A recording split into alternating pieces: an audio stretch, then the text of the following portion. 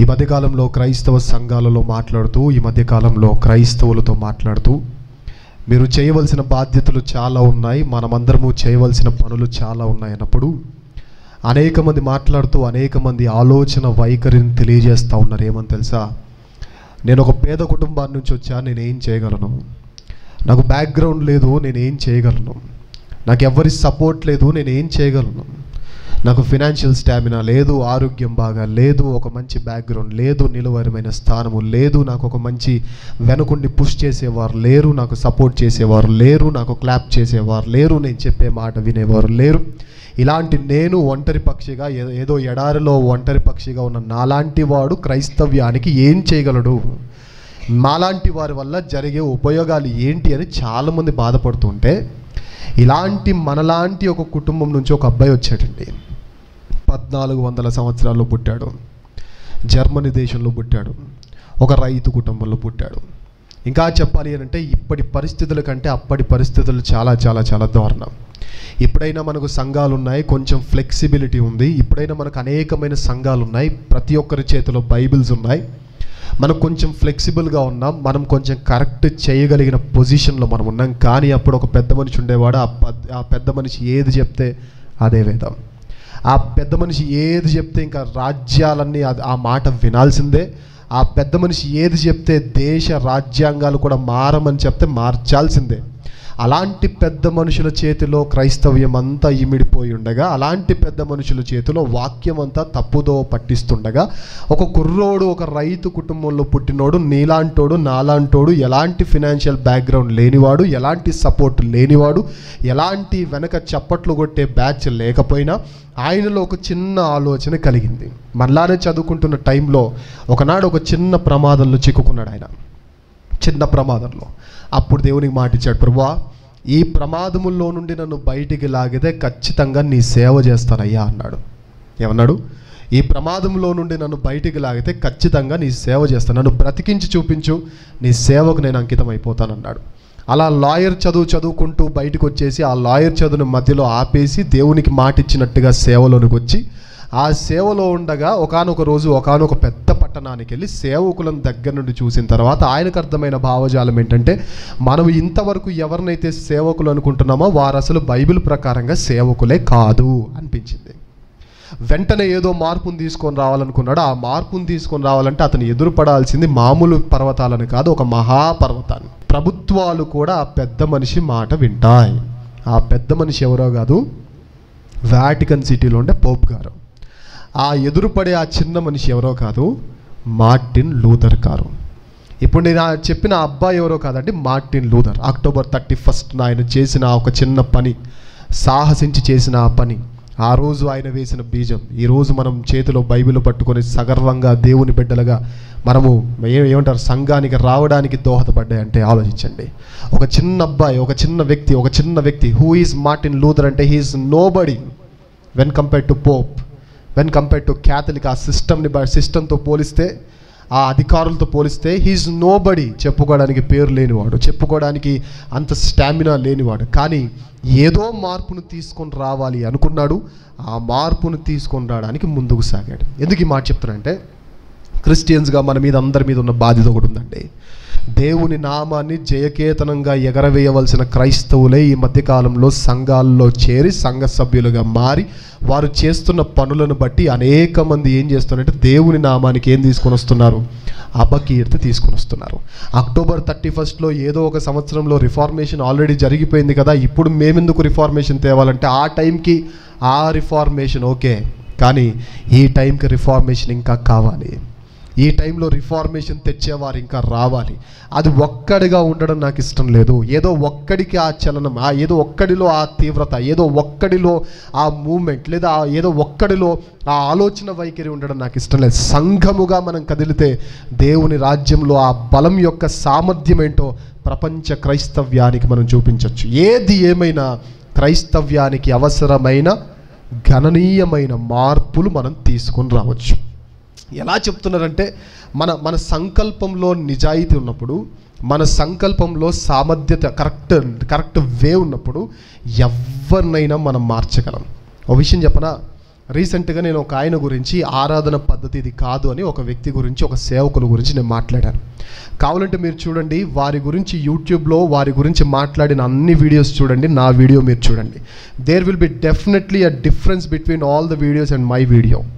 అందరూ తిట్టి చెబితే నేను తిట్టకుండా చెప్పాను, అందరూ దూషిస్తే నేను సలహా ఇచ్చాను, అందరూ ఏదో చెబితే ఆయన ఏదో చేసేసి పాయింట్అవుట్ చేయాలనుకుంటే నేను పాయింట్అవుట్ చేయకుండా వేరే వేలో వెళ్ళాను. అలా వెళ్ళడం బట్టి మీరు నమ్మరండి, వాళ్ళ సంఘం నుండి నాకు 30 మంది ఫోన్ చేసి what you said is absolutely right అన్న నాకు చెప్పారు. అండ్ ఇంకో విషయం చెప్పాలంటే వాళ్ళ బంధువర్గం నుండి నాకు ఫోన్ చేసి నాతో మాట్లాడి మా పలానా నాకు అవుతాడు ఈ వ్యక్తి, సో ఆయన గురించి మీరు చెప్పిన మాటలు మేము ఏకీభవిస్తామండి, బాగా చెప్పారు అని చెప్పారు. ఎందుకు ఈ మాట చెప్తానంటే, ఎదురు నిలబడ్డది పెద్దవారా చిన్నవారా వాళ్ళతో కాదు మన యుద్ధం. ఎదురు నిలబడ్డది ఎలాంటి వారు వాళ్ళతో కాదు మన యుద్ధం. మన యుద్ధం ఏంటి? అసత్యముతో. మన యుద్ధం ఏంటి? అపవాదితో. మన యుద్ధం ఎవరితో?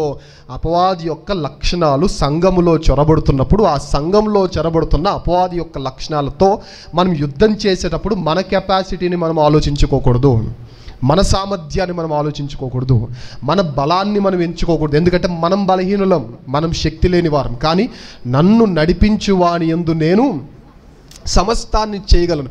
నేను ఏం మాట్లాడడానికి ప్రయత్నం చేస్తున్నానంటే, అక్టోబర్ 31 వచ్చినప్పుడు, అక్టోబర్ 31 రాగానే ఎప్పుడో మార్టిన్ లూథర్ చేసిన ఆ ప్రక్రియ మాత్రమే జ్ఞాపకం చేసుకుంటూ చప్పట్లు కొట్టేసి వెళ్ళిపోతున్నాం. కానీ ఎప్పుడో చేసిన దాన్ని అదేదైతే ఉందో అది ఇప్పుడు పని చేయట్లేదు.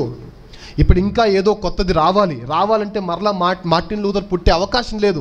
పుట్టిన మీ మీద ఆ బాధ్యత ఉందనే విషయాన్ని మీరు గమనించాలి. ఎందుకు ఈ మాట చెప్తున్నా అంటే, ఎప్పుడైతే సంఘానికి సరి చేసేవాడు దూరం అవుతాడు, అన్నిటికంటే పెద్ద శాపం సంఘానికి ఏం చెప్పనా? సంఘానికి సరి చేసేవాడు దూరం అవ్వడం సంఘానికి దేవుడు అనుగ్రహించే అతి పెద్ద శాపం. అండ్ క్రిస్టియానిటీ కూడా ఎలా మారిపోయింది అని అంటే, క్రిస్టియానిటీ కూడా ఎంత భయంకరంగా మారిపోయిందంటే, తప్పులు చెప్పేవాడంటే క్రిస్టియానిటీకి నచ్చట్లేదండి ఈ మధ్యకాలంలో. ఎప్పుడు ఆశీర్వాదాలు కావాలి, ఎప్పుడు స్వస్థతలు కావాలి, ఎప్పుడు ప్రవచనాలు కావాలి. అమ్మా ఈ సంవత్సరం నీకు పెళ్ళి అయింది అంటే సంఘాలు నింపబడతాయి. నానా ఈ సంవత్సరం నీకు జాబ్ వస్తుందిరా అంటే సంఘాలు నింపబడతాయి. లేదా మీరు కానుకలు ఇవ్వండి, దశంభాగం ఇవ్వండి, ఇలాంటి బోధ చేస్తున్నారు తప్ప మీరు మార్చండి. ఎందుకు చెప్పలేకపోతున్నారు? ప్రతి ఆదివారం కానుకల గురించి మాట్లాడుతున్నాం, ప్రతి ఆదివారం దశంభాగాల గురించి చెప్తున్నారు. ఆ దశంభాగం మనది కాదురా బాబు అని చెబుతున్నా, బైబిల్లో అది లేదు అని చెబుతున్నా, కొత్త నిబంధన సంఘం దాన్ని ప్రోత్సహించలేదని చెబుతున్నా, దాని గురించి మొత్తం చెప్పిన ఏది ఏమైనా సరే దశంభాగం ఇవ్వాల్సిందే అని నొక్కి చెప్తున్నాం. మీరు ఏది ఏమైనా సరే మనం మార్చాల్సిందే, చాలా మార్చుకోవాల్సి ఉన్నాయని ఎందుకు మనం నేర్పించట్లేదు సంఘానికి?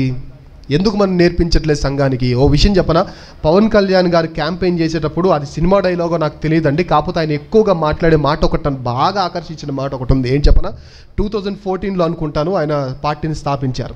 2014లోనో లేదా 2009లో నాకు అంత ఐడియా లేదు, మేబీ 2014లో అనుకుంటాను. ఆయన పార్టీని స్థాపించి ఆయన ఫస్ట్ డే రోజు ఒక మీటింగ్ పెట్టేసి అందులో మాట్లాడుతూ అన్న మాటని చెప్పనా, దేశము చెడిపోవడానికి గల కారణము సమర్థవంతులు లేక కాదు, అసమర్థులు రాజ్యం ఏలడం వల్ల.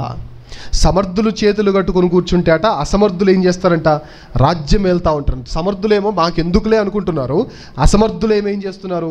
రాజ్యాన్ని ఏలుతున్న పరిస్థితి. ఈరోజు సమర్థులైన మీరందరేమో మాకెందుకులే, సేవకులు ఉన్నారుగా అనుకుంటా ఉంటే, సేవకులు అసమర్థులు ఎక్కువైపోతున్నారు, అసమర్థులు రాజ్యాన్ని ఏలుతున్నారు, వీరు వారికి సొంత భాష్యాలు చెప్పేస్తూ ఉన్నారు.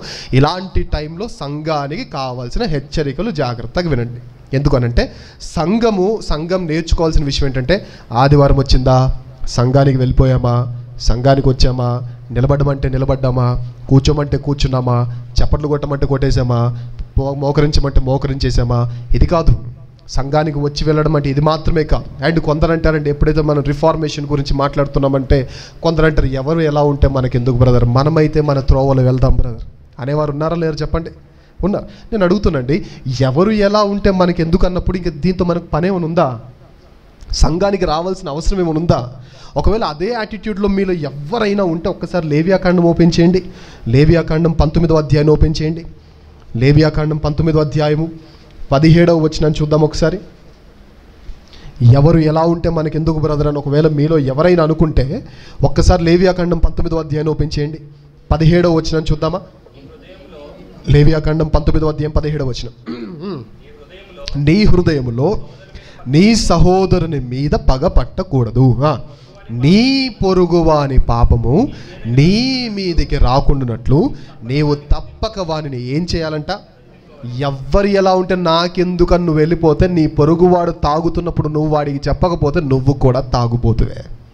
నీ పొరుగు ఒక స్త్రీ ఏదైనా తప్పిదం చేస్తున్నప్పుడు అది నీకు తెలిసి కూడా నువ్వు ఒకవేళ ఆ అమ్మాయికి చెప్పకపోతే, నాకెందుకులే ఎవరెలా ఉంటే నేను నీతిమంతురాలనే కదా అని ఒకవేళ నువ్వు అనుకుంటే, దేవుడు చెప్తున్నమాట, నువ్వు కూడా ఆ పాపివి. ఎందుకంటే నీ పొరుగువాని పాపము నీ మీదికి రాకుండానట్లు నీవు తప్పకేం చేయాలంట? వానిని గద్దించాలి. ఇది కేవలము పాస్టర్స్కి దేవుడిచ్చిన ఆజ్ఞనా, లేదా అందరికీ యూనివర్సల్గా వర్తించేదా? అందరికీ వర్తించే మాట. నేను అడుగుతున్నా అండి, క్రిస్టియానిటీ ట్రోల్ అవుతుంది, క్రిస్టియానిటీకి చెడ్డ పేరు వస్తుంది. పోనీ క్రిస్టియానిటీకి వస్తే ఆ క్రిస్టియానిటీ నీ ఇల్లో నా ఇల్లో అయితే ప్రాబ్లం లేదు. క్రిస్టియానిటీ నీ సొత్తో నా సొత్తు అయితే ప్రాబ్లం లేదు. క్రిస్టియానిటీ మన జాగీర్ అయితే ప్రాబ్లం లేదు. మనల్ని 100 మంది అన్న పెద్ద ఫరక్ ఏమి ఉండదు. కానీ క్రిస్టియానిటీ ఎవరి పేరు మీద బేస్ అయి ఉంది? క్రైస్ట్ హిమ్సెల్ఫ్ కదా. మరి ఆయనకు చెడ్డ పేరు వస్తున్నప్పుడు ఎందుకు మనం మాట్లాడలేకపోతున్నాం? ఆయనకు చెడ్డ పేరు వస్తున్నప్పుడు ఎందుకు మనం సరి చేయలేకపోతున్నాం? ఆయనకు చెడ్డ పేరు వస్తున్నప్పుడు మనం ఎందుకు మార్చుకోలేకపోతున్నాం? నాకు ఇప్పటికీ అర్థం కాని విషయాల్లో అనేకమైన విషయాలు ఏంటంటే, ఒక సేవకుని ఆ సేవకుని తిడితే ఆ సేవకుడు వెంటనే నెక్స్ట్ డే మీటింగ్లో లేదా నెక్స్ట్ డే లైవ్లో ఎన్కౌంటర్లు ఇచ్చేస్తూ ఉంటారు. ప్రభువు గురించి ఇంతగా హల్చల్ అయిపోతూ ఉంటే, ప్రభు గురించి, సంఘం గురించి, క్రైస్తవ్యం గురించి ఇంతగా నెగటివిటీ స్ప్రెడ్ అవుతుంటే, ఏనాడు ఏ ఒక్కరు కూడా ఛార్జ్ తీసుకోరేందుకు? ఏనాడు ఏ ఒక్కరు కూడా ఇది మన బాధ్యతగా స్వీకరించి ఎందుకు దాని గురించి మార్చాలనే, ఎందుకు ఆ కంకణం కట్టుకోరేందుకు? నాకు ఇప్పటికీ అర్థం కాని విషయం. అందుకే నేను ఒకటే అంటున్నా, మీలో ఎవరికైనా సరే, ఎవరెలా వెళ్తే మనకి ఎందుకు బ్రదర్, మన పనేదో మనం చూసుకుందాం అని అనుకుంటే, దేవుడు చెప్తున్న మాట ఏం చెప్పనా? నీ పొరుగువాని పాపము నీ మీదికి రాకుండానట్లు ఏం చేయాలంట? నీవు తప్పక వానిని గద్దించాలంటే reformation is not only pastors duty అండి. ఎవరి డ్యూటీ చెప్పండి? It's everyone's duty. స్కూల్కి వెళ్ళామనుకోండి, గంట కొట్టడం ప్యూన్ డ్యూటీ, స్టడీస్ చెప్పడం టీచర్స్ డ్యూటీ, టోటల్ అడ్మినిస్ట్రేషన్ చూసుకోవడం ప్రిన్సిపల్ అంటారా, డీన్ అంటారా, వాళ్ళ డ్యూటీ. కానీ రిఫార్మేషన్ ఎవరి డ్యూటీ అంటే చెప్పండి? It's everyone's duty. Everyone's duty. And ఇంకో విషయం చెప్పాలంటే, క్రిస్టియానిటీలు ఎలాంటి వారు ఉన్నారంటే, కొందరేమో సంఘానికి వెళ్ళామో వచ్చామా అన్నట్లున్నారు. మరికొందరేమో ఎవరెలా ఉంటే మనకి ఎందుకు అన్నట్లుగా ఉన్నారు. మరికొందరేమో పెద్ద బ్యాచ్ వస్తారండి. ఎలాంటి బ్యాచ్ అంటే, తీర్పు తీర్చొద్దు బ్రదర్, తీర్పు తీర్చొద్దు బ్రదర్. నేను అడుగుతున్నాండి, నేను ఏదైనా చెప్పినప్పుడు, మీరు ఏదైనా చేసినప్పుడు, నేను అది తప్పు అని చెబితే ఆ తీర్పు తీర్చడం అయితే, నేను తప్పు అని చెప్పడాన్ని మీరు తప్పు అని చెప్పడం అదేమవుద్ది? తీర్పు తీర్చడం కాదా? నేను ఫర్ ఎగ్జాంపుల్ ఇక్కడ ఉన్న బ్రదర్స్లో ఎవరో ఒకరు ఏదో తప్పిదం చేశారు. నేను వచ్చి బ్రదర్ ఇలా చేయొద్దు అని చెప్పాను. అప్పుడు మీలో ఎవరో మొత్తం పొడవుబడి మంచి తీవ్రతతో వచ్చేసి పానకంలో పుడకలా ఎంటర్ అయ్యి అదురు తప్పు అని చెప్పడానికి, నువ్వెవరు బ్రదర్, నువ్వు తీర్పు తీర్చొద్దని నువ్వు నాతో అంటున్నావు అంటే, నువ్వు నన్ను తప్పు అంటున్నావు. నువ్వేం చేస్తున్నావు ఇండైరెక్ట్గా? అసలు తీర్పు తీర్చవద్దని దేవుడు బైబిల్లో ఎక్కడ చెప్పాడు? ఆఫ్ కోర్స్ చెప్పాడు. కానీ ఆ సందర్భం ఏంటి? సరి చేయడం, తీర్పు తీర్చడం రెండు కరెక్టేనా? Judging and correcting both are same అనుకుంటున్నారా? జడ్జ్మెంట్ అండ్ కరెక్షన్ రెండు సేమా? వీఆర్ కరెక్టింగ్ అండి, వీఆర్ నాట్ జడ్జింగ్ కదా. అప్పుడప్పుడు నాకు కూడా వీడియోస్లో కింద కామెంట్ చేస్తారు, వాళ్ళు ఎలా ఉంటే మీకు ఎందుకు బ్రదర్ అని నాకు కామెంట్స్ పెడతారు. నాకు పెట్టాలనిపిస్తుంది కామెంట్, కానీ అంత టైం వేస్ట్ చేసుకోవడం నాకు ఇష్టం లేదు. మరి నేనేం చెప్తే వాళ్ళకి ఎందుకు? వాళ్ళు ఎలా ఉంటే మీకు ఎందుకని నాకు పెట్టినోడికి మరి నేనేం చెప్తే మీకెందుకు? జస్ట్ సీ అండ్ గో కదా. అంటే ఎదుటివాడికి రూల్స్ అప్లై అవుతాయి కానీ మనకు మాత్రం రూల్స్ అప్లై అవ్వవు అన్నట్టుగా ఉంటారు. కాబట్టి ఇలా కూడా మీరు ఉండొద్దు. ఎందుకు ఈ మాట చెప్తానంటే, క్రిస్టియానిటీలో కరెక్ట్ చేసే స్పీకర్స్ సంఖ్య తగ్గిపోతా ఉంది. నేను ఇంకో విషయం చెప్పరా, ఓపెన్గా ఒక మాట చెప్తున్నా. ప్రవీణ్ పగడాల గారు ఆయన యాక్సిడెంట్లో ఒకవేళ చనిపోకపోతే, నార్మల్ డెత్ ఆయనకు వస్తే, క్రిస్టియానిటీలో ఎవరైతే రోడ్లకి రచ్చ చేశారో ఒక్కడు కూడా కనబడకపోయేవాడు. మళ్ళీ చెప్తున్నా, ప్రవీణ్ పగడాల గారు ఒకవేళ యాక్సిడెంట్లో కాకుండా, అంటే అది యాక్సిడెంటా చంపేశారా దాని గురించి నేను మాట్లాడలా, ఒకవేళ అబ్నార్మల్ డెత్ కాకుండా నార్మల్గా మంచం పడిపోయి అలా చనిపోయి ఉంటే, క్రిస్టియానిటీలో చాలామంది హ్యాపీగా కూడా ఫీల్ అయ్యేవాళ్ళు. ఎందుకంటే ఆయన టచ్ చేయని డినామినేషన్ లేదు. ఆయన ఇది తప్పు అని చెప్పని చాలామందిని పాయింట్అవుట్ చేసి కూడా చెప్పారు. బెస్ట్ ఎగ్జాంపుల్ చెప్పనా, ప్రవీణ్ పగడాల గారు చనిపోయినప్పుడు ఎక్కువ మంది స్పందించారా? ప్రకాష్ గంటల గారు చనిపోయినప్పుడు ఎక్కువ మంది స్పందించారా? గట్టిగా చెప్పండి. ఇద్దరు చేసిన ఒక పనే. ఇద్దరు ఎవరు? కరెక్ట్ చేసేవారే. ఇద్దరు ఎవరు? దంచి కొట్టేసేవారే. ఇద్దరు ఎవరు? తప్పైతే తప్పని అందరి ముందు నిలబడి చెప్పేవారే. మరి ప్రవీణ్ పగడాల గారికి వచ్చిన రెస్పాన్స్ ప్రకాష్ గంటల గారికి ఎందుకు రాలేదంటారు? ఎందుకు రాలేదు? ఒకరిది అబ్నార్మల్ డెత్, ఇంకొకరిది అంటే క్రిస్టియానిటీ కూడా ఎప్పుడు రెస్పాండ్ అవ్వడం ఎప్పుడు నేర్చుకున్నారంటే ఏదైనా ఒక అబ్నార్మాలిటీ ఉంటే తప్ప రెస్పాన్స్ మర్చిపోయారు. అంతెందుకండి, చార్లీ కిర్క్ గారు ఉన్నారే, ఆయనది కూడా ఒకవేళ అబ్నార్మల్ డెత్ అది హత్య కాకపోతే ఎవడైనా పట్టించుకుంటాడా? పైగా ఏమంటారు తెలుసా, మనలాంటి మంచి మంచి మంచి ఏమంటారు రిఫార్మిస్టులు మనలోంచి అప్పుడు పుట్టుకొని వచ్చే రిఫార్మిస్టులు ఏమంటారంటే దేవుడు ఊరుకోడు బ్రదరు, అందరిని తిడితే దేవుడు ఊరుకుంటాడు ఏంటి అని అంటారంటారు. చెప్పండి. అండ్ ఇంకో విషయం చెప్పాలంటే వీళ్ళని అబ్నార్మల్గా చంపేశారు కాబట్టే వాళ్ళ మీద రెస్పెక్ట్ మనకు పెరిగింది. ఒకవేళ వాళ్ళు నిజంగా ఇప్పటికీ బతికే ఉంటే వాళ్ళు కరెక్ట్ చేస్తుంటే మనలాంటి వాళ్ళు కింద పెట్టే కామెంట్ ఏంటంటే మీకెందుకు బ్రదర్ అంటారా అనరా అంటే చస్తే తప్ప రెస్పెక్ట్ ఉండదా? చంపబడితే తప్ప రెస్పెక్ట్ రాదా? కరెక్ట్ చేసేటప్పుడు కరెక్ట్ అవ్వమా? అంటే చనిపోయిన తర్వాతనే వాళ్ళ వీడియోల నుంచి అబ్బాబాబా ఏం చెప్పారు బ్రదర్ అంటారా? బ్రతుకున్నప్పుడు పట్టించుకోరా? ఏది ఏమైనా గమనించండి, మీ మీద ఒక బాధ్యత ఉంది. ఏంటి ఆ బాధ్యత అంటే క్రిస్టియానిటీ మీద చాలా ట్రోల్ అవుతున్న ఆ నెగటివిటీ ఏదైతే ఉందో దాన్ని మనం దూరపరచాల్సిన బాధ్యత ఉంది. అలా ఉన్నప్పుడు మనం ఏం చేయాలి? తీర్పు తీర్చకూడదా అంటే తీర్పు తీర్చట్లేదు. మనం ఏం చేస్తున్నాం? సరి చేసే ప్రయత్నం చేస్తున్నాం. పోనీ ఎదుటివారు ఎలా ఉంటే మనకెందుకు అంటే అలా ఉంటే మన మీద కూడా ఆ తప్పిదం మోపబడుతుందని దేవుడు చెప్పాడు కాబట్టి బాధ్యత తీసుకోవాలని దేవుడు చెప్పాడు కాబట్టి ఈరోజు సంఘం నుండి ఎవరు పుట్టుకొని రావాలంటే రిఫార్మిస్టులు పుట్టుకొని రావాలి. ఈ రిఫార్మిస్టులు పుట్టుకొని వస్తే దేవునికి నచ్చుద్దా నచ్చదా అనేది ఒక్కసారి చూద్దాం. సంఖ్యాకాండము 25వ అధ్యాయం ఓపెన్ చేయండి. సంఖ్యాకాండము 25వ అధ్యాయము మొదటి 2 వచనాలను చూద్దాం. సంఖ్యాకాండం 25వ అధ్యాయం మొదటి 2 వచనాలను చూద్దాం. ఇజ్రాయేలీలు షిత్తీములో దిగి ఉండగా ప్రజలు మోయాబు రాండ్రతో వ్యభిచారము చేయసాగిరి. ఆ స్త్రీలు తమ దేవతల బలులకు ప్రజలను పిలవగా వీరు భోజనము చేసి వారి దేవతలకు నమస్కరించిరి.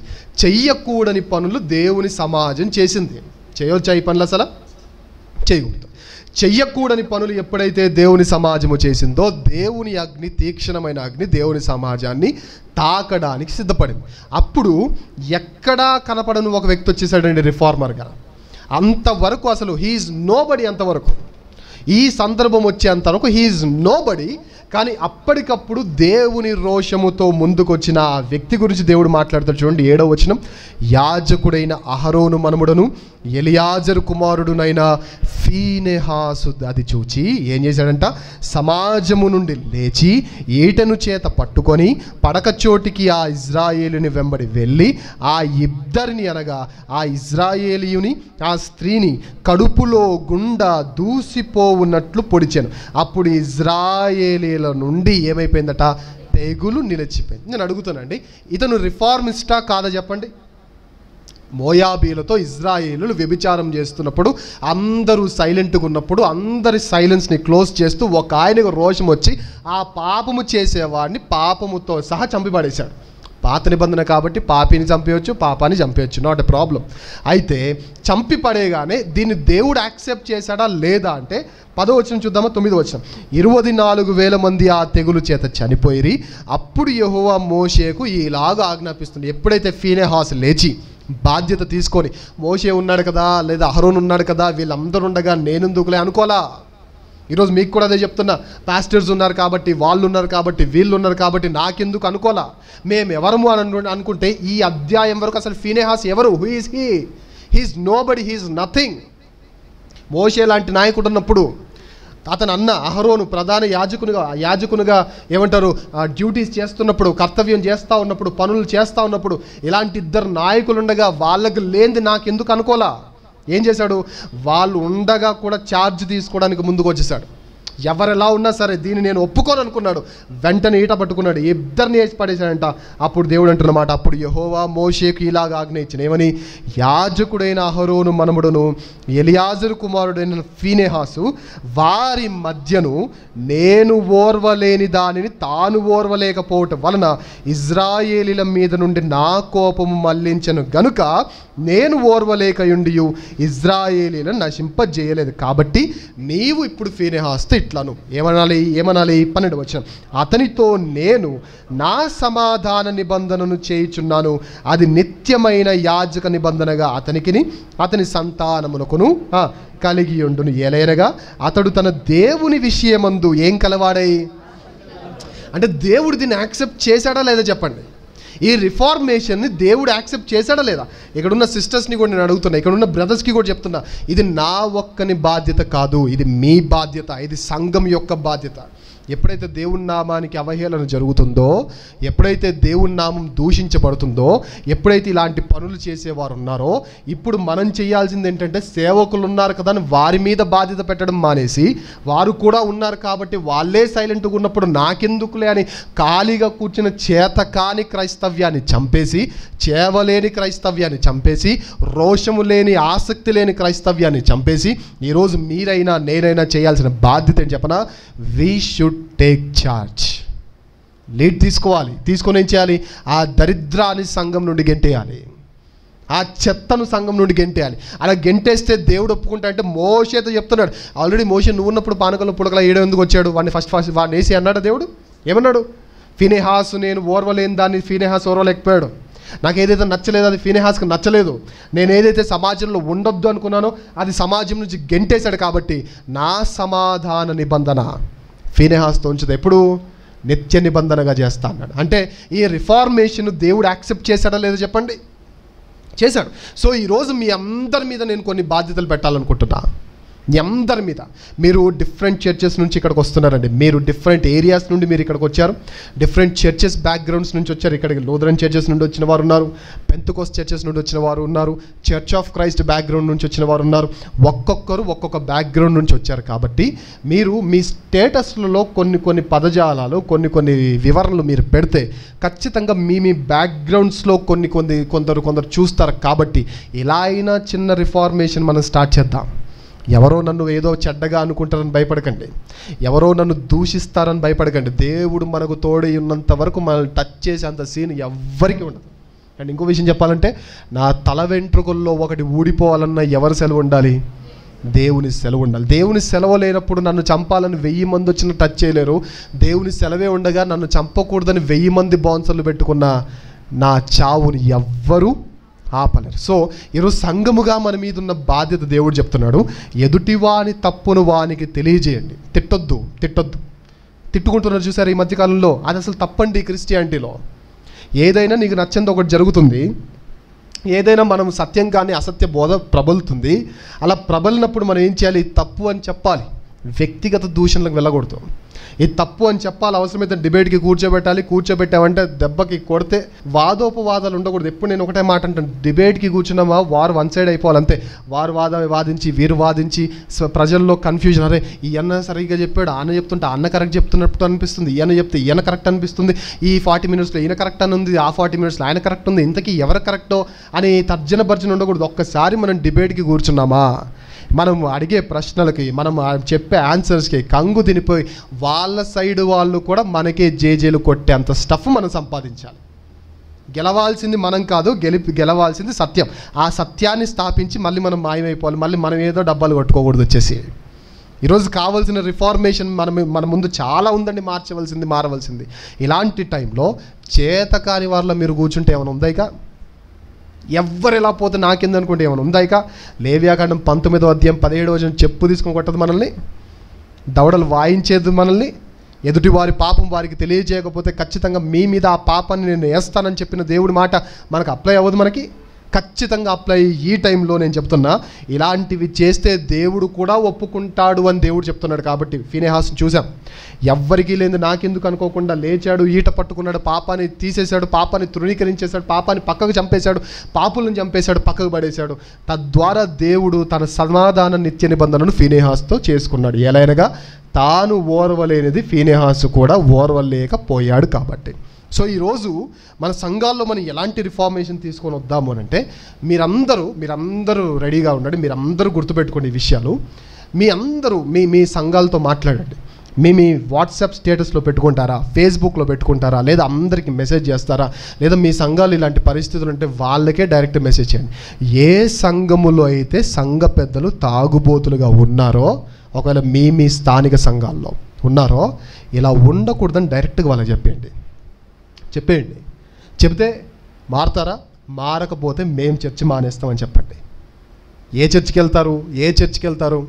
ఏదో న్యాయంగా ఉన్న సంఘానికి వెళ్తామని చెప్పండి. తల్లి సంఘాన్ని మానేస్తే దేవుని శాపాలు వస్తాయన్నారు. తల్లి సంఘం లేదు, బల్లి సంఘం లేదు. బైబిల్లో ఎలాంటి సంఘాలు లేవు. ఉన్నది ఒకే ఒక సంఘం. ఏమవ్వదు. చర్చి మానేస్తే ఏమవ్వదు, ఏ శాపాలు రావు. చర్చి మానేస్తే అంటే మళ్ళీ లిటరల్గా తీసుకోకండి. మీరు ఏదైతే దరిద్రంగా ఉందో ఆ సంఘాన్ని మానేసి న్యాయంగా నడిపింపబడుతున్న సంఘానికి వెళ్ళడం తప్పేమీ లేదు. నేను మరలా చెప్తున్నాను, చాలాసార్లు చెప్పాను, నేను మరలా చెప్తున్నాను. ఈ సంఘంలో మా ఆత్మీయత నశించిపోయినప్పుడు, ఈ సంఘంలో ఒకవేళ మా నడిపింపులో తేడాగా మీకు కనిపించినప్పుడు, ఈ సంఘంలో ఒకవేళ మా క్యారెక్టర్లో ఏదైనా, నాది మాత్రమే కాదు, మ్యూజిక్ ప్లే చేసే దీపక్ అయినా, లేదా మెయిన్ స్ట్రీమ్ మినిస్ట్రీ చేస్తున్న మనోహర్ అన్న కానీ, వీళ్ళు ఎవరైతే క్వైర్లో ఉన్నారో వీళ్ళు కానీ, వాళ్ళ క్యారెక్టర్లో ఏదైనా తప్పిదం జరిగినప్పుడు డైరెక్ట్గా వచ్చి ప్రశ్నించండి. ప్రశ్నించినా మారలేదా సంఘం మానేయండి. ఎందుకంటే అది మీకు మంచిది కాదు. ఈరోజు మనం చేయాల్సిన మార్పు ఏంటి చెప్పనా? మీ సంఘాల్లో డైరెక్ట్గా మీ స్థానిక సంఘాల్లో ఒకవేళ సంఘ పెద్దల్లో తాగుబోతుంటే డైరెక్ట్గా పాస్టర్ గారికి ఫోన్ చేయండి. సార్, పాస్టర్ గారు, బైబిల్లో ఇలా ఉందంట కదా, తీతు పత్రికలో, తిమోతి పత్రికలో ఇలా ఉందంట కదా, త్రాగుబోతులు సంఘ పెద్దలుగా ఉండొద్దన్నారు అంట కదా, మరి మన సంఘం బైబిల్ ప్రకారంగా కాకుండా బైబిల్ విరుద్ధంగా ఎందుకు నడుస్తుంది? ఇలా నడుస్తుందంటే మేము ఉండం సార్, మారుస్తారా, మేము మారిపోమంటారు చెప్పండి. అలా అందరూ అడిగారు అనుకోండి, ఖచ్చితంగా మార్పు చేయడానికి పెద్దవాళ్ళు కూడా అంగీకరిస్తారు. ఏదో ఒక్కడే మాట్లాడితే ఏముందిలే అనుకుంటారు. అందరు కలిసి గుంపులో వెళ్తే, అందరు కలిసి ఒక ఉద్యమాన్ని స్టార్ట్ చేస్తే సంఘం ప్రక్షాళన అవ్వదా? సంఘం రిఫార్మ్ అవ్వదా? అవుతుందా? చెప్పండి. అరే, బ్యాప్టిజం పొందనోడికి క్వైర్లో ఏం పనండి? బ్యాప్టిజం పొందనోడికి బల్లలో ఏం పనండి? బ్యాప్టిజం పొందడు, క్వైర్లో ఉంటాడు, వర్షిప్ చేస్తూ ఉంటాడు. అసలు ఏం పనండి? అడగండి, ప్రశ్నించండి. అరే, నువ్వు ఇంకా రక్షణే పొందలేదు, ఆ పాటల్లో రక్షణ పొందమని మాకు చెప్తావు, అసలు నీకు ఏ అధికారం ఉందని చెప్తున్నావు? ప్రశ్నించండి. ప్రశ్నించేవాడు ఉండాలి సంఘానికి, సరిచేసేవాడు ఉండాలి సంఘానికి. సో మీ సంఘాల్లో ఎవరెవరైతే సంఘ పెద్దల్లో త్రాగుబోతున్నారో స్టేటస్లు పెట్టండి. అవసరమైతే పర్సనల్గా, ప్రైవేట్గా ఆ తాగుబోతుని ట్యాగ్ చేసి మరీ పెట్టండి. భయపడకండి, ట్యాగ్ చేసి మరీ పెట్టండి. అది ఖచ్చితంగా వాళ్ళు మార్పు రావాలండి. ఇది మొదటి విషయం. అయితే రెండవది, మీ సంఘాల్లో ఎప్పుడైనా మీటింగ్ జరుగుతున్నప్పుడు పాస్టర్ గారు వాక్యం చెప్పేటప్పుడు ఒకవేళ రాజకీయ నాయకుడే లోపలికి వచ్చాడు అనుకోండి, రాజకీయ నాయకుడు లోపలికి రాగానే పాస్టర్ గారి వర్తమానం ఆపించాడంటే అందరూ లేచి ఒకేసారి నిలబడండి. నేను అడుగుతున్నాడు సంఘం, మీరే చెప్పండి, మీకు పాస్టర్ గారి వర్తమానం ఇంపార్టెంటా, రాజకీయ నాయకుడు మాట్లాడే సోది మాటలు మీకు ఇంపార్టెంటా? పాస్టర్ గారి వర్తమానం. రాజకీయ నాయకుడు వస్తాడు, మాట్లాడతాడు, నిలబడతాడు, దేని గురించి చెప్తారు చెప్పనా? మేము అది చేసాం, ఇది చేసాం, ఇంకా చేస్తాం, ఓటు వేయండి. ఏంటి, వర్తమానాన్ని ఆపేసి ఓటు బ్యాంక్ రాజకీయాలు చేయడానికి అది సరైన టైమా? ఇలాంటి ఒకవేళ జరిగితే సంఘముగా మనం యాక్సెప్ట్ చేయొచ్చా? ఎవ్వరు లేచి నిలబడకపోయినా మీలో ఒకరు ఫీనెహాస్ రావాలి. ఎవరో ఏం చేయట్లేదు, మోషే కూడా కాముకున్నాడు, వీళ్ళు కూడా కాముకున్నారు, నాకెందుకులే అని ఫీనెహాస్ అనుకుంటే నిత్య నిబంధన ఫీనెహాస్ పొందేవాడా? లేదు. ఈరోజు ప్రతి ఒక్కరిలో ఒక ఫీనెహాస్ ఉండాలి. సంఘ పెద్దల్లో త్రాగుబోతులు ఏ సంఘంలో లేకుండా మీరు చేయాలి. ప్రశ్నించే గొంతుకులు ఎక్కువ అవ్వాలి.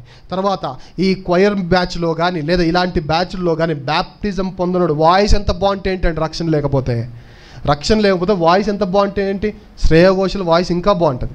ఆవిడతో పాటించేస్తారా తెచ్చేసి? హేమచంద్ర గారి వాయిస్ ఇంకా బాగుంటుంది. మరి ఆయనకి ఇచ్చేయొచ్చుగా, వర్షిప్ డబ్బులు ఇస్తే ఆయన వచ్చి పాడతారు కదా. లేదా బాలసుబ్రహ్మణ్యం గారి వాయిస్ ఇంకా బాగుంటుంది కదా, మరి వాళ్ళతో ఎందుకు వర్షిప్ చేయించలేదు? ఎప్పుడు బ్యాప్టిజం పొందనోడు క్వైర్లో ఉండడం ఏంటి? బ్యాప్టిజం పొందనోడు వర్షిప్లో ఉండడం ఏంటి? ఇలాంటివి ఒకవేళ జరిగితే నిలబడి ప్రశ్నించే ఫీనెహాసులు, రిఫార్మిస్టులు సంఘానికి రావాలి. అది మీరే అయి ఉండాలి. అండ్ ఈ రూల్ ద లార్డ్స్ హోలీ చర్చ్కి, ఈ రూల్ కూడా ఈ చర్చ్కి కూడా ఈ రూల్ అప్లై అవుతుంది. మరి మీ చర్చ్ సంగతి ఏంటి నన్ను అడిగితే నేను డైరెక్ట్గా చెప్తాను, నేను తప్పిపోతే నన్ను కూడా మీరు ప్రశ్నించండి. నేను పడిపోతే నన్ను కూడా లేవనెత్తడానికి ప్రయత్నం చేయండి. నేను ఎంతే ఉంటానంటే సంఘం మానేసి వెళ్ళిపోండి. అది మీకే మంచిదండి, మీకే మంచిది. నేను తాగేసి డ్రైవింగ్ సీట్లో కూర్చున్న తర్వాత తాగిన నన్ను మీరు చూసి ఏమన్నా చెప్పనా? దిగిపో అని చెప్పాలి. నేను దిగను, నేనే డ్రైవ్ చేస్తా అన్నాను అనుకోండి, అప్పుడు దిగిపోవాల్సింది ఎవరు? మీరు దిగకపోతే ఆ ఘాట్ రోడ్లో నేను తిప్పుతూ ఏదో లోయలో పడిపోతే చచ్చేది నేనే కాదు, ఎవరు? మీరు కూడా. చనిపోయేది నేనే కాదు, మీరు కూడా. అప్పుడు ఒకసారి అరకుకు వెళ్ళామండి, మాకు ఒక కారు ఇచ్చారు, సువార్తకు అరకుకు వెళ్ళాం, కారు ఇచ్చారు. కారు ఎలాంటిదంటే కండిషన్లో లేదు, కొంచెం కండిషన్లో లేదు. అదేదో విచిత్రమైన కారు, నాకు ఇప్పటికీ అర్థం కాదు. న్యూట్రల్లో కూడా ఫాస్ట్గా వెళ్ళిపోద్ది, అదేం కారు నాకు ఇప్పటికీ అర్థం కాదు. నాకు డౌట్ వచ్చి మా వాళ్ళందరికీ చూపించిన న్యూట్రల్లో 80 వెళ్తుంది. అది దాన్ని మెయింటైన్ చేయడం, దాన్ని డ్రైవ్ చేయడం చాలా కష్టమైపోయేది. టైర్లు కూడా చాలా అరిగిపోయి ఉన్నాయి. అప్పెక్కే దగ్గర మొత్తం స్కిడ్ అవుతూ ఉండేది. ఆ ఘాట్ రోడ్లో తిరిగేటప్పుడు నాకు ఒక దగ్గర భయం వేసింది. ఫస్ట్ టైం కార్ డ్రైవింగ్ చేసేటప్పుడు నాకు భయం వేసి మా వాళ్ళందరిని దించేసి నేను డోర్ ఓపెన్ చేసుకొని రెడీగా పెట్టుకొని, ఇన్ కేస్ కార్కి ఏమైనా నేను దూకేద్దామని దీని డోర్ ఓపెన్ చేసి రెడీ పెట్టుకొని తిప్పుతా ఉంటే అది స్కిడ్ అయిపోతూ డ్రిఫ్ట్. నా లైఫ్లో ఫస్ట్ టైం నేను డ్రిఫ్ట్ చేసుకుంటూ స్కిడ్ అవుతూ ఎందుకు దించేశాను? నా వాళ్ళకి ఏ ప్రాబ్లం ఉండకూడదని. నేను ఎందుకు డోర్ ఓపెన్ చేసి పెట్టుకున్నాను? ఒకవేళ ఇదేమైనా అయితే నాకేం ప్రాబ్లం ఉండకూడదని. ప్రేమిస్తే ఏం చేస్తాను చెప్పనా? నా వాళ్ళకి ఏ ప్రాబ్లం ఉండొద్దని ఆలోచిస్తాం. అదే ప్రేమతో నేను చెప్తున్నా, మీరు కూడా ఏదేం చేయాలంటే డ్రైవింగ్ సీట్లో ఉన్నవాడు సరిగ్గా ఉండేలా చూసుకోండి. డ్రైవింగ్ సీట్లో ఉన్నవాడు కూడా నేను సరిగ్గా ఉన్నానా లేదా అని చూసుకోవాలి. అలా లేనప్పుడు ప్రశ్నించే బాధ్యత పాస్టర్స్దేనా లేదా అందరిదేనా చెప్పండి? ఎప్పుడో మార్టిన్ లూథర్ వచ్చాడు కాబట్టి సరిపోతుందా? ఉదయం అన్నం తిన్నాం కదా, సరిపోద్దా?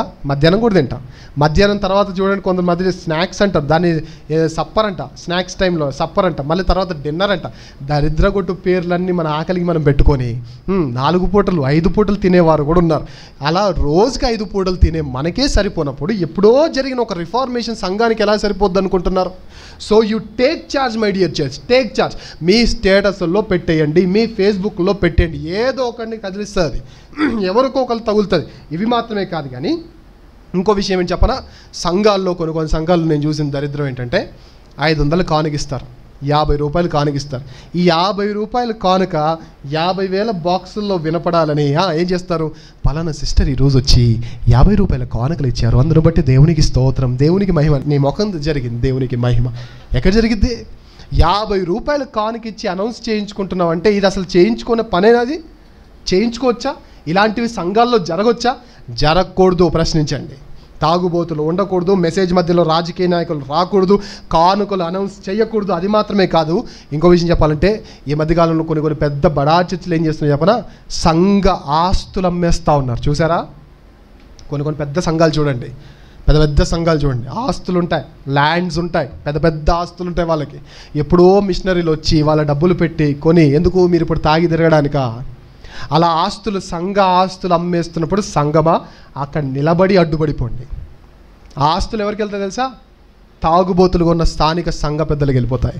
ఆస్తులు దేనికోసం ఉపయోగిస్తారు తెలుసా? వాళ్ళ పిల్లలు ఫారిన్కి వెళ్ళి సెటిల్ అవ్వడానికి ఉపయోగిస్తారు. ఎప్పుడో మిషనరీలు వారి దేశం కాని దేశానికి వచ్చి, ప్రాంతం కాని ప్రాంతానికి వచ్చి, భాష కాని భాష నేర్చుకొని ఇక్కడ అనేక మందికి సేవ చేసి వారు సంపాదించిన డబ్బులు వ్యయపరిచి ఎన్నో ఆస్తులు కొని అక్కడ సంఘాన్ని స్థాపించి రేపన్న రోజున అందరికీ ఉపయోగపడాలని అంత పెద్ద ఆస్తులు కొంటే, ఇప్పుడు వచ్చిన చేతకాని వాళ్ళందరూ వచ్చి ఆస్తులు అమ్మేస్తూ ఉంటే, ఆస్తులు అమ్ముతున్నప్పుడు సంఘ ఆస్తులు త్రాగడం కోసమో విలాసాల కోసం అమ్ముతున్నప్పుడు, సంఘ ఆస్తులు పట్టుకుంటున్నప్పుడు సంఘము కామ్గా కూర్చుంటే సంఘాన్ని దేవుడు ఆశీర్వదిస్తాడా? ఆశీర్వదించాడు. ప్రశ్నించడం నేర్చుకుందాం. అది మాత్రమే కాదు, కొన్ని సంఘాలు ఎలా ఉంటాయి చెప్పనా? సంఘ కానుకలు వస్తాయి చూసారా? సంఘ కానుకలను వడ్డీ వ్యాపారాల్లో పెడతారు. కానుకలను వడ్డీ వ్యాపారం చేస్తారండి. పైగా ఏమంటారు చెప్పనా? ఇలా వడ్డీ వ్యాపారం చేయడం బట్టి మేలే జరుగుతుంది కదా బ్రదరు, అంతే కదా, వడ్డీ ఎక్కువ వస్తుంది, తద్వారా సంఘానికే కదా డబ్బులు. అంటే నేను ఒకటి అడుగుతున్నా, చెప్పండి, ఒక మంచి చేయడం కోసం చెడు చేయడాన్ని దేవుడు యాక్సెప్ట్ చేస్తాడా? మంచి చేయడం కోసం చెడు చేయడాన్ని దేవుడు యాక్సెప్ట్ చేస్తాడా? December 13th మనకి యూత్ క్రిస్మస్ ఉంది. ఇక్కడ USA నుండి శ్రీమంత్ కటమల గారు మనకు వర్షిప్ చేయడానికి వస్తున్నారు, ఇక్కడే మన చర్చిలోనే. సో December 13th మనకు ఈ యూత్ మీటింగ్ ఉంది. సో యూత్ మీటింగ్ ఉంది కాబట్టి డబ్బులు సరిపోవు కాబట్టి అక్షయ్ది ఒక కిడ్నీ లేపేస్తాను, సోనుది ఒక కిడ్నీ లేపేస్తాను. బ్రదర్ ఏముంది బ్రదర్, మంచి చేయడం కోసమే కదా బ్రదర్ అంటే ఒప్పుకుంటారా చెప్పండి? డబ్బుల కోసం నేను చెడు చేస్తా, ఒక మంచి చేయడం కోసం నేను చెడు చేస్తా అంటే దేవుడు ఒప్పుకుంటాడా? మరి ఒప్పుకోనప్పుడు మంచి కోసం, సంఘ నిర్మాణం కోసం నేను వడ్డీ వ్యాపారం చేస్తా, అది కూడా సంఘ డబ్బులు తెస్తా, వడ్డీ వ్యాపారం చేసిన వాడు నడ్డెర కొట్టాడు దేవుడు, ఎరగొడతాడు. వాళ్ళది మాత్రమే కాదు, చూస్తూ కామ్గా సినిమా చూస్తాం మనలాంటి బ్యాచ్, మీకు కూడా ఏం చేస్తాడు చెప్పనా? నడ్డెర కొట్టేస్తాడు దేవుడు. ఎందుకు? సంఘానికి రిఫార్మిస్టులు కావాలి అన్నాడు. అది మాత్రమే కాదు, కొన్ని సంఘాల్లో ఒక విషయం చెప్తాను, జాగ్రత్త వినండి. సంఘంలో పట్టిన కానుకలు పాస్టర్ గారి చేతిలో ఉండే సంఘాలు కొన్ని ఉంటాయి. వాటిని మనం ప్రశ్నించక్కర్లేదు, ఎందుకంటే కాపరి మనం ఈ విషయంలో మనం వాళ్ళదే టోటల్ వాళ్ళ ఛార్జ్, వాళ్ళ ఇష్టం. ఇక కానీ సంఘానికి కాపరి గారికి ఏమంటారు శాలరీ ఇచ్చేసి మిగతా కానుకలన్నీ సంఘ పెద్దలు రూల్ చేసే కొన్ని ఉంటాయి. అప్పుడు ఖచ్చితంగా మనం చేయాల్సిన మాట ఏం చెప్పనా, ఈ కానుకలు ఎక్కడికి వెళ్తున్నాయో లెక్క అడగాల్సిందే. ఎందుకు కాపరి చేతిలో ఉంటే ఎందుకు ప్రశ్నించొద్దంటే దేవుడు చెప్పిన మాట, పనివాడు తన జీతానికి పాత్రుడు, నూర్చెడి ఎద్దు నోటికి చిక్కం పెట్టవద్దన్నాడు. కాబట్టి అతని ఇష్టం, అతని సంఘానికి ఖర్చు పెట్టుకుంటాడు, అతని పిల్లలకు ఖర్చు పెట్టుకుంటాడు, అతని వ్యయాలకి ఖర్చు పెట్టుకుంటాడు, అతని ఇష్టం. కానీ ఇతనికి అందులో నుంచి శాలరీ వెళ్ళిపోయి సంఘ పెద్దల హవా నడుస్తున్న కొన్ని సంఘాల్లో ఈ కానుకలు తీసుకెళ్ళిపోయి ఇష్టానుసారంగా వాళ్ళు గనుక వాడితే ఖచ్చితంగా సంఘముగా ఉన్న మన మీద ఉన్న బాధ్యత అని చెప్పనా, you should go and question them. ఏమవుతుంది సంఘ కానుక, ఏమవుతుంది సంఘ కానుక? ఇది మాత్రమే కాదండి. అండ్ ఇంకో విషయం చెప్పాలంటే, ఈ రానున్న క్రిస్మస్ సీజన్లో చాలా వింతలు విడ్డూరాలు ఎక్కడ లేని ఏలియన్స్ అందరూ భూమి మీద తిరుగుతూ ఉంటారు. ఏలియన్స్ లేవని చాలామంది అంటుంటారని నేను ఒప్పుకోను, చాలామంది ఉన్నారు ఏలియన్స్. ఈ ఏలియన్స్ ఏం చేస్తారు చెప్పనా, ఎంత చిరాకి, ఎంత నాకు బీపీ వచ్చేస్తుంది అంటే అండి, మెయిన్గా కోనసీమ ఏరియాలో, మీది కోనసీమ కదండి, కోనసీమ ఏరియాలో క్రిస్మస్ తాత అని గెటప్ తీసుకొని వస్తారు.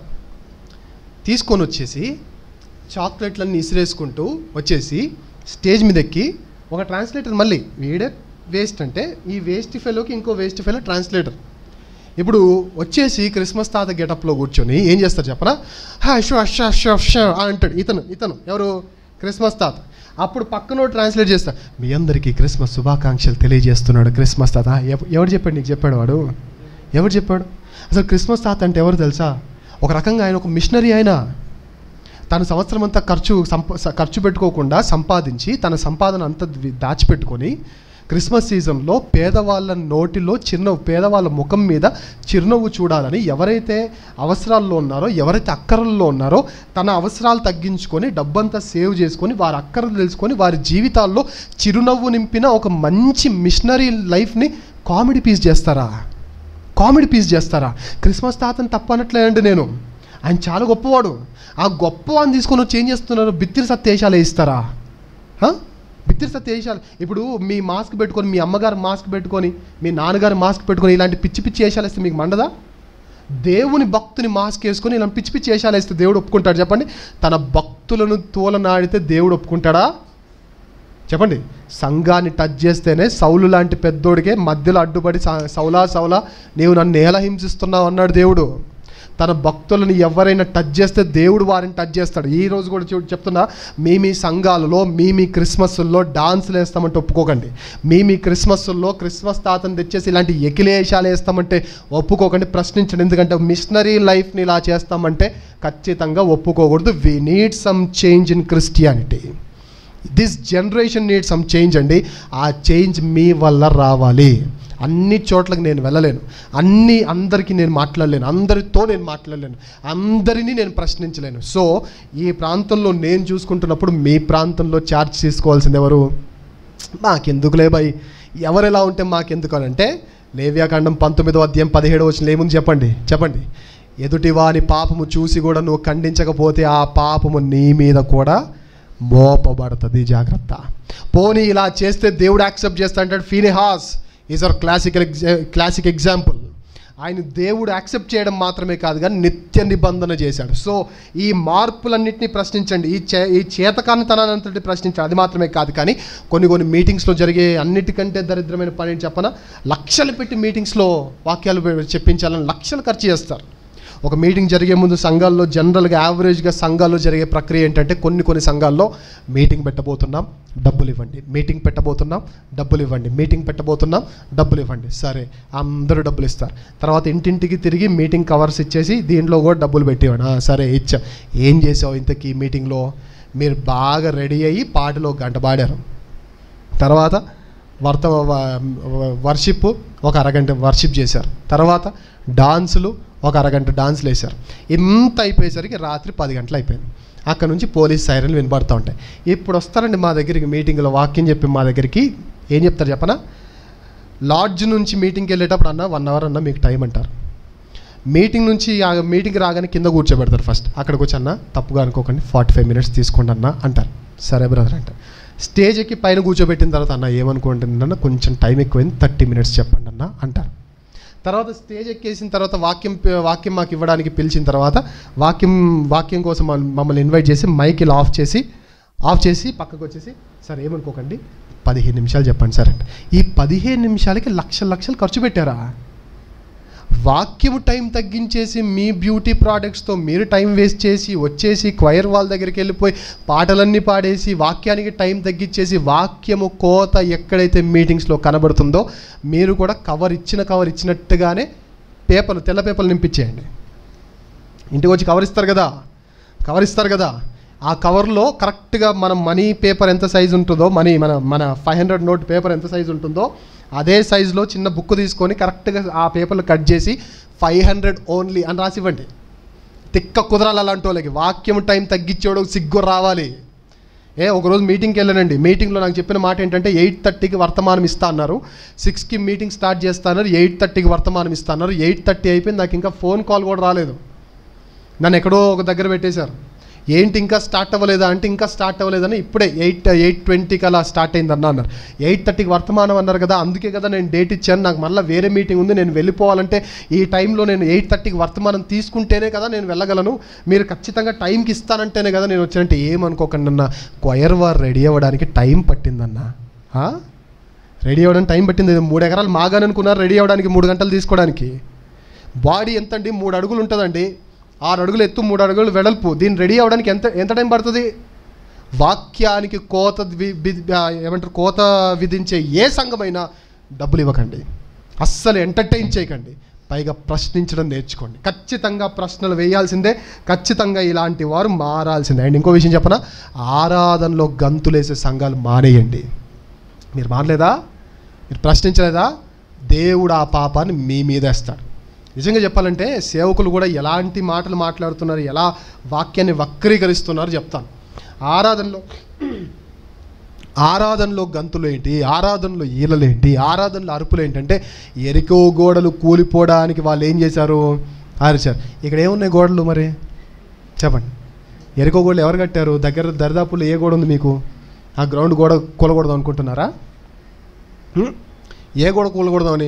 పాపపు గోడలండి. మరి పాపపు గోడ, ఎరికో గోడల ప్లేస్లో పాపపు గోడలని ఉపమాన రీతిగా తీసుకున్నప్పుడు ఈ లిటరల్ అరుపులను కూడా మరి ఉపమానంగా మార్చాలా, లిటరల్గా తీసుకోవాలా? గోడలనేమో ఉపమానంగా మార్చినప్పుడు అరుపులను కూడా ఏం చేయాలి చెప్పండి? ఉపమానంగానే మార్చాలి, అవునా కదా? మరి మార్చాల్సింది పోయి గోడలనేమో ఉపమానంగా మార్చి అరుపులు మాత్రం ఉపమానంగా మార్చమంటే దేవుడు ఒప్పుకుంటాడేంటి? అఫ్కోర్స్ బైబిల్లో జరిగినవి ఉపమాన రీతిగా, పాత నిబంధనలో జరిగినవి కొన్ని ఉపమాన రీతిగా మార్చుకోవచ్చు అంటే మార్చుకోవచ్చు, కానీ మారిస్తే అన్నింటినీ మార్చేయాలి కదా. అలా మార్చకుండా వాటిని గోడలు మాత్రం ఉపమానంగా మార్చి అరుపులు మార్చినట్టు దేవుడు ఒప్పుకుంటాడా? బైబిల్ ఒప్పుకుంటుందా? అసలు హెర్మెన్యూటిక్స్ అంటే ఏంటో తెలుసా? అసలు బైబిల్ థియాలజీ అంటే ఏంటో తెలుసా? అసలు బైబిల్ సిద్ధాంతాలు బేసిక్ ప్రిన్సిపల్ ఏంటో తెలుసా? తెలియకుండానే సేవలోకి వచ్చిన వారు చాలామంది ఉన్నారు, మోసపోవద్దు. ఒక్క పాట హిట్ అవ్వగానే పాస్టర్లు అయిపోతున్నారండి, జాగ్రత్త. ఒక్క మెసేజ్ హిట్ అవ్వగానే ఒక సూట్ కొనేసి, ఒక మంచి పెయిర్ ఆఫ్ షూస్ కొనేసి ఇక నేను పెద్ద పాస్టర్ని బిల్డప్ ఇచ్చేవారు కూడా ఉన్నారండి, జాగ్రత్త. వాక్యం ఎవ్వరు చెప్పినా వాక్యం ఉన్నట్టు చెప్తున్నాడు లేదా గమనించండి. అరే యుద్ధాన్ని తీసుకొని ఆరాధనకి ఫిక్స్ చేస్తా ఉంటే ఎట్లా? ఎరుకోలో వారు ఆరాధన చేశారు, యుద్ధం చేశారా చెప్పండి? ఎరుకో గోడలు కూల్చే విషయంలో వారు ఆరాధన చేశారు, యుద్ధం చేశారా? ఆరాధన కాదు, అది యుద్ధం చేశారు కాబట్టి అరిచారు. అండ్ ఇంకో విషయం చెప్పారా, బైబిల్లో దేవుడు ఒక్కొక్క యుద్ధానికి ఒక్కొక్క ప్రోటోకాల్ ఇచ్చాడు. ఒక విషయం చెప్పాలంటే ఇజ్రాయేలీలు మోషే నాయకత్వంలో నుంచి బయటకు వచ్చిన తర్వాత వాళ్ళకి ఫస్ట్ ఒక యుద్ధం జరిగింది. ఆ యుద్ధంలో ఏం చేశాడంటే మోషే కొండ పైకి వెళ్ళిపోయాడు. చేతులు పైకి లేపినప్పుడేమో యుద్ధంలో గెలిచారు, చేతులు కింద పెట్టినప్పుడేమో అంటే ఇప్పుడు ఆరాధన అంతా ఏం చేయాలి చెప్పండి? మనం చెప్పండి, చేతులు దించితే మీరు ఇంకా నాశనం ఏంటంటే నరకానికి వెళ్ళిపోయినట్టే. ఒప్పుకుంటారా? అండ్ ఇంకో విషయం చెప్పాలంటే యుద్ధాలని ఆరాధనకి అప్లై చేయొద్దు. అండ్ ఇంకో యుద్ధంలో ఫరో సైన్యం తరుముతా ఉంటే దేవుడు మోషే చెప్పిన మాట ఏంటంటే ఎదురుగా ఎర్ర సముద్రం ఉంది, కర్ర తీసుకొని అలా చీల్చేయన్నాడు, కర్ర తీసుకొని ఆకాశం వైపు చూపించు అన్నాడు. అప్పుడు ఏమైంది? ఇప్పుడు మనం కూడా ఆరాధనలో ఏం తీసుకొని రావాలి చెప్పండి? తెచ్చేయమంటే తెచ్చేస్తారేంటి? గాలి మాటలు నమ్మొద్దు సోదరా, ఏది చెప్తే నమ్మొద్దు. వాళ్ళకి బైబిల్ బేస్ ఎంత ఉంది, బైబిల్ దాన్ని ఎంత యాక్సెప్ట్ చేస్తుంది. ఇప్పుడు ఎవరైనా సరే తప్పు చేసినప్పుడు తప్పే, ఒప్పు చేసినప్పుడు ఒప్పే, నేనైనా మీరైనా ఎవరైనా సరే. సో ఇలాంటి వాటిని మనం ప్రశ్నిస్తే ఖచ్చితంగా సంఘాల్లో మార్పు వస్తుంది. ప్రశ్నించాలని బైబిల్లో ఉందంటే ఉంది. ఎవరినైనా ప్రశ్నించవచ్చు. తప్పు చేస్తే ఎవరినైనా ప్రశ్నించవచ్చు. పౌలంతటి వాడు సీనియర్ మోస్ట్ సేవకుడైన పేతురు చిన్న తప్పిదం చేస్తే ఏమన్నాడు చెప్పండి? గల్తీలకు రాసిన పత్రికలు అంటాడు, ఏమన్నాడు? యూదుడు అయిన నువ్వు యూదునిలా ప్రవర్తించినప్పుడు అన్యజనులు యూదుల్లా ప్రవర్తించాలని నువ్వు అనుకోవడంలో అస్సలు ఏమాత్రం పొంతం లేని సోదరా అని పేతుర్ని, జూనియర్ అయిన పౌలు సీనియర్ అయిన పేతుర్ని ప్రశ్నించాడా లేదా?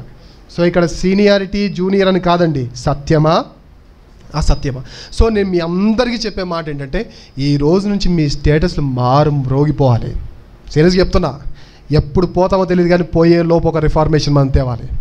మన వల్ల ఖచ్చితంగా ఒక షేక్ అయిపోవాలి అందరూ. అరే ఏడవడరా ఇన్ని రోజులు బాగానే ఉన్నాడు, ఏం కలిసిందిరా అనుకున్నా పర్లేదు, కానీ ఈ రోజు నుండి మీరు పెట్టే స్టేటస్లు మీ వాళ్ళు చూడాలి. మీ సంఘాల్లో దాని గురించి డిస్కషన్ రావాలి, వాళ్ళు మీతో మాట్లాడాలి. అలా మాట్లాడినప్పుడు ఇది నా భావజాలం కాదు, బైబిల్ చెప్పింది, ఇలా చేస్తా అంటేనే ఊరికి వచ్చిన తర్వాత మీ సంఘానికి వస్తా, లేదంటే నేను సంఘం మారిపోతా అని నిర్భయంగా చెప్పండి. ఇలా చేస్తా అంటేనే మీకు కానుకలు ఇస్తా, లేదా కానుకలు కూడా ఇవ్వనని చెప్పండి. ఇలా ఉంటా అంటేనే నేను మీకు సపోర్ట్ చేస్తాను, లేదంటే అసలు మీరెవరో నేనెవరో అసలు మీకు మాకు సంబంధం లేదని చెప్పండి. అప్పుడు ఖచ్చితంగా ఒక్కొక్కరు అలా ఎడిషన్ అవుతూ ఉంటే ఒక సైన్యముగా మనం తయారవుతాం. అలా సైన్యముగా మనం తయారైనప్పుడు ఖచ్చితంగా ఒక రిఫార్మేషన్ అనేది మనం తీసుకొని రాగలం. అప్పుడు చూడండి ఎంత బాగుంటుందండి క్రిస్టియానిటీ. ట్రోలింగ్ తగ్గుతుంది, దేవుని మహిమ నానాటికి ఏమవుద్ది.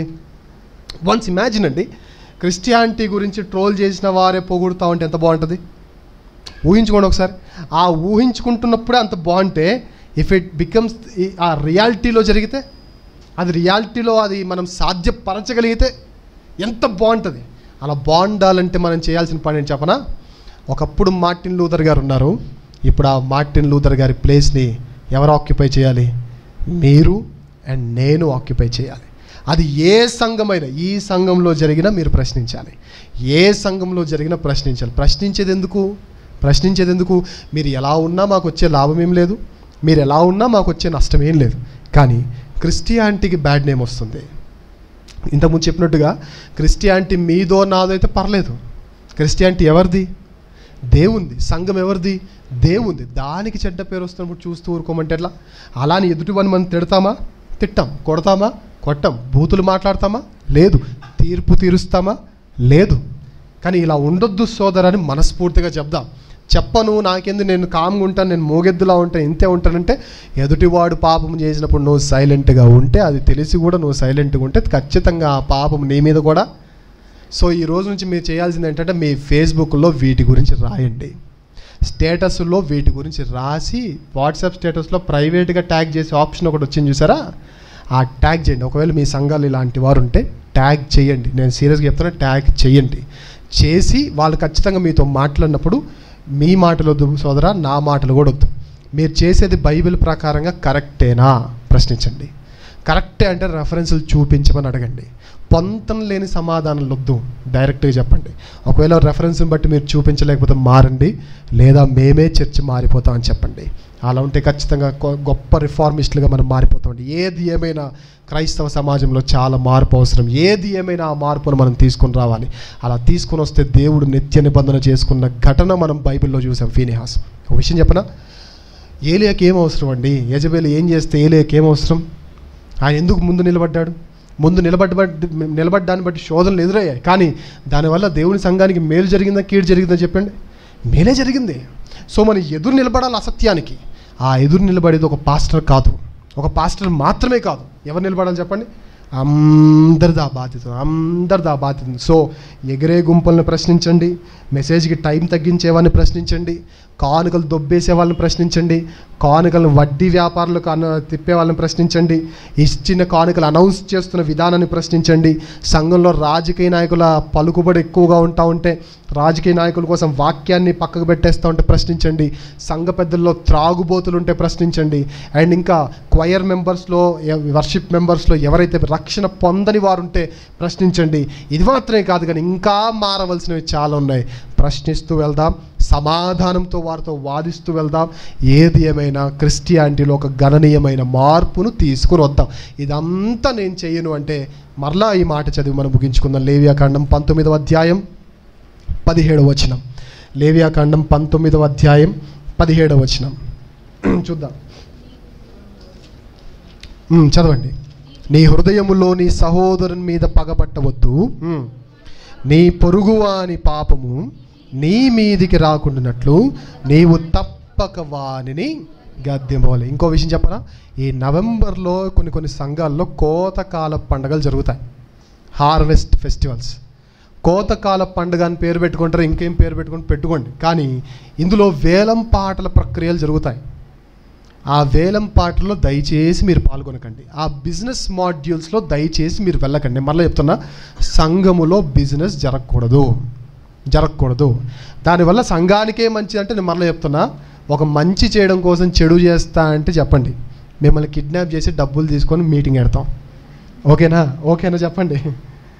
మంచి మీటింగ్ పెట్టడానికి మిమ్మల్ని కిడ్నాప్ చేద్దా, చెడుగా ఇంకేం లేదు, జస్ట్ మీటింగ్ పెట్టడానికి కిడ్నాప్ చేసి మీ దగ్గర డబ్బులు డిమాండ్ చేసి మీటింగ్ పెట్టేసి దేవుని నామ స్తోత్రం హల్లెలూయా అంటే అయిపోతుంది. ఓకేనా? కాదు కదా.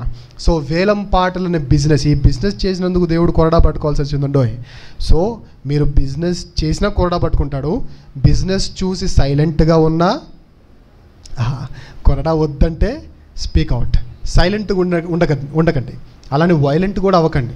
సైలెన్స్ని బ్రేక్ చేసి స్పీక్ అవుట్, ప్రశ్నించండి, క్వశ్చన్ చేయండి. This is the time. ఈ రోజు నుంచి మనం చేయాల్సింది ఏంటంటే రిఫార్మిస్ట్లుగా మారుదాం. ఈ రోజు నుంచి మనం కూడా మార్చుదాం. మన పేరు కనబడక్కర్లేదు, మన ఊరు తెలియక్కర్లేదు, మన బ్యాక్గ్రౌండ్ తెలియక్కర్లేదు, మనకి ఏ బ్యాక్గ్రౌండ్ ఉండక్కర్లేదు, కానీ మన వల్ల ఒక మార్పు రావాలి. ఆ మార్పు మన వల్ల వచ్చిందని తెలియకపోయినా పర్లేదు, కానీ మార్పు రావాలి. క్రైస్తవ్యం మీద ఉన్న అపనిందలన్నీ తొలగింపబడాలి. క్రిస్టియానిటీ అంటే ఏంటో, బిబ్లికల్ క్రిస్టియానిటీ అంటే ఏంటో రానున్న తరాలకు మనం పరిచయం చేయాలి. అలా చేయాలంటే ఇదే సమయం మనం అందరం తిరిగి లేవాలి. ఇదే సమయం మనమందరము చేత కాని వారిలో ఉండకుండా మనలో ఉన్న చేత కాని క్రైస్తవ్యాన్ని చంపాలి. ఇదే సమయం మనమందరం రిఫార్మిస్టులను ఎరగాలి. ఇదే సమయం మన మీద కేవలం పాస్టర్ మీద ఉన్న బాధ్యత మాత్రమే కాదు, అందరి మీద ఉన్న బాధ్యత అని మనకు తెలియాలి. ఇదే సమయం మన సైలెన్స్ను మనం విడిచిపెట్టాలి. ఇదే సమయం మనమందరము రిఫార్మిస్టులుగా మారాలి. చిన్న పాట మనం వినేసి మనం ప్రార్థనపూర్వకంగా సెలవు తీసుకుందాం. ప్రార్థనతో వర్తమానాన్ని క్లోజ్ చేసుకుందాం. ఈ పాటను వినండి, ఆ తర్వాత ఈ పాటలోని భావాన్ని మీరు గ్రహించండి. తద్వారా మనం ఇంకా ఎక్కువ రోషం కలిగి జీవించడానికి మనం ప్రయత్నం చేద్దాం.